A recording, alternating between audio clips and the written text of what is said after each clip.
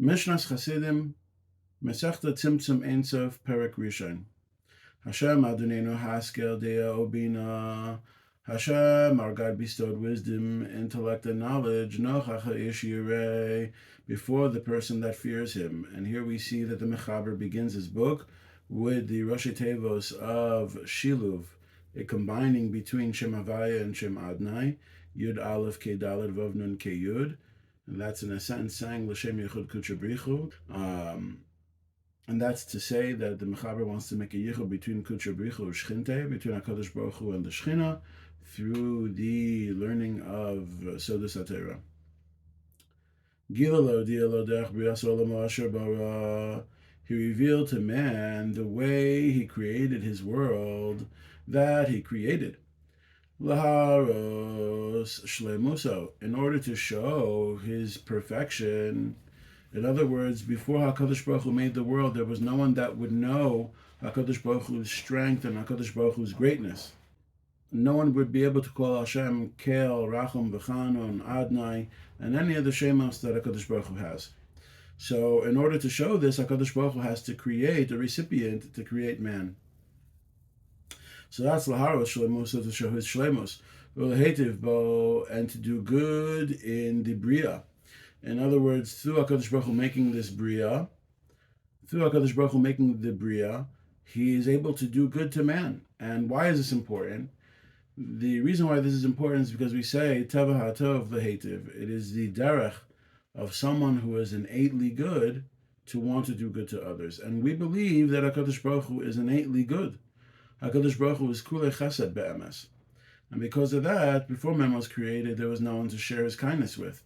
But through man being created, there's someone that HaKadosh Baruch Hu can share this kindness with. So you have the Mechaber shows two reasons for the Bria. That, in a sense, Ein Melech B'loi Am, which is the idea of showing his koyach, that he's Rachum, he's Chanun, he's Adnai, and all of the shemos.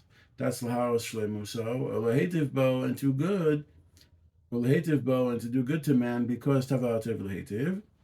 And how does HaKadosh Baruch Hu do all this? B'mashal u'melitza, through a mashal and a melitza, through a metaphor and the narrative. The metaphor is everything in Olam Hazeh. Everything in Olam Hazeh is a metaphor of how things really are in Shamayim.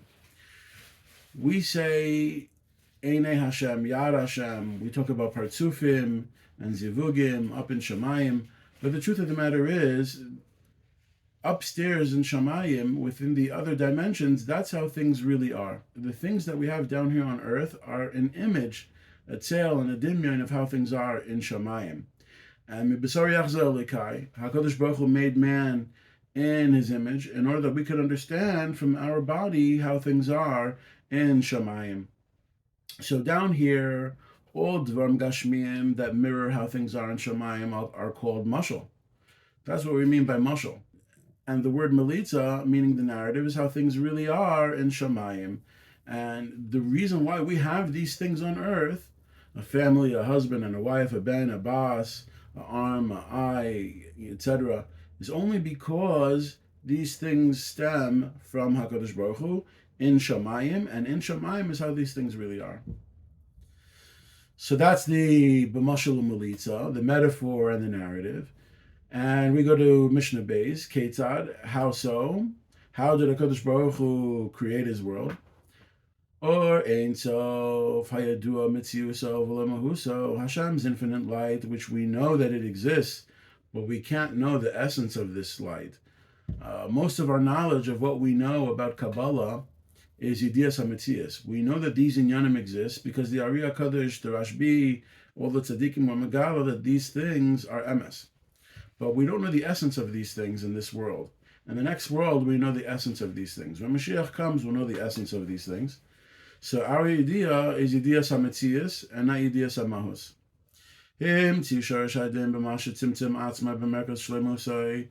He brought out the root of restrictiveness, or din, the koyach of din, by the act of constricting his light.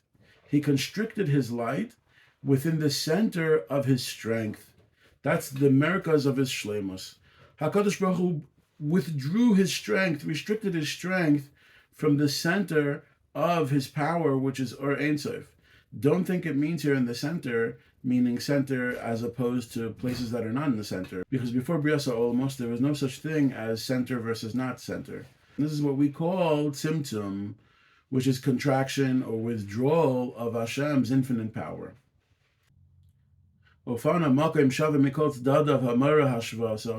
And he made room that was equal in all of its sides, which tell us of the equality of this whole area, meaning Vehu Makom Igul, this is an area, a circular area, Shemi Shiyama Be'emtzu Yakifenu Ein Sof Rachak Mimenu Harchek Shaveh B'chol Svivav, that if someone would be able to stand in the middle of this area, or Ein Sof would surround the individual at an equal distance by the circumference from the center. V'shit if Shorish Din Zeh B'midas Rachamim, and the HaKadosh Baruch Hu partnered, and HaKadosh Baruch Hu partnered with this root, this source of din, the source of judgment, which is the Tzimzum.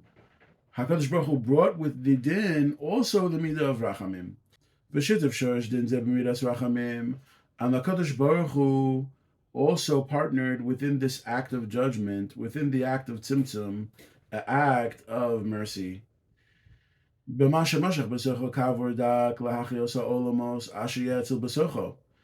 virtue of the fact that he drew within this empty area a ray of his Or Ein Sof, a ray of his infinite light, a very, very thin ray of his infinite light, to create the worlds that would be soon made in this area. And he did not draw this light, this ray of light, from one side of this empty area to the other side of the empty area.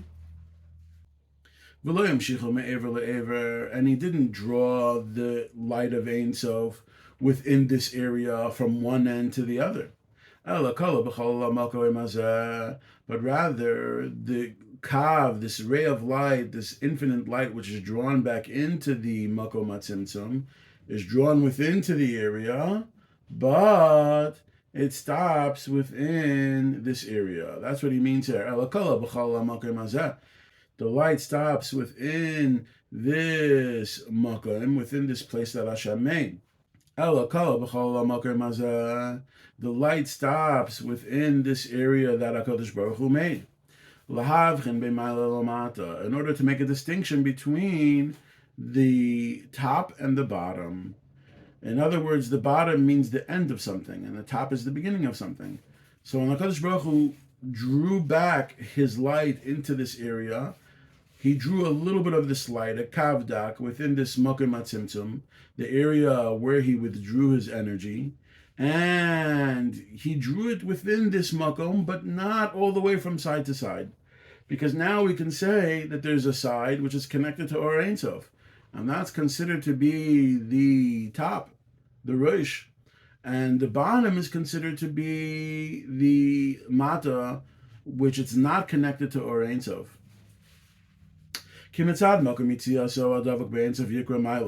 Because the area which is connected to Or Ein Sof will now be called the top. And the bottom area, which is not connected to Or Ein Sof, that will be called Mata, the bottom.